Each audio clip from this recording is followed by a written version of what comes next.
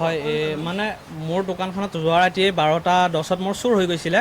তাৰপাছত মোৰ ইয়াৰ পৰা এজন ফ্ৰেণ্ডে মোক ফোন কৰি পেলাই কৈছে যে ৰাতিপুৱা মই ঘৰতে আছোঁ তেতিয়ালৈকে।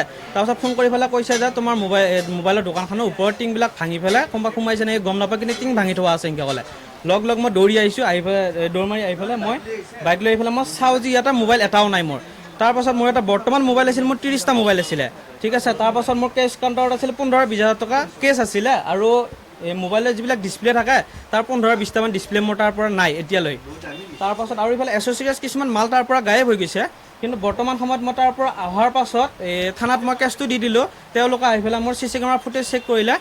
ফুটেজ চেক কৰোঁতে এজন ল'ৰাক অলপ কেপচাৰ কৰিছে, কিন্তু কোন হয় এইটো গম পোৱা নাই এতিয়ালৈকে, জাষ্ট মুখত মাস্ক মাৰি থোৱা আছে। মোৰ এতিয়া বৰ্তমান 3 লাখ 3.5 লাখ মান টকাৰ মোৰ মোবাইল ৰাতাৰাতিৰ ভিতৰত গায়ব হৈছে আৰু।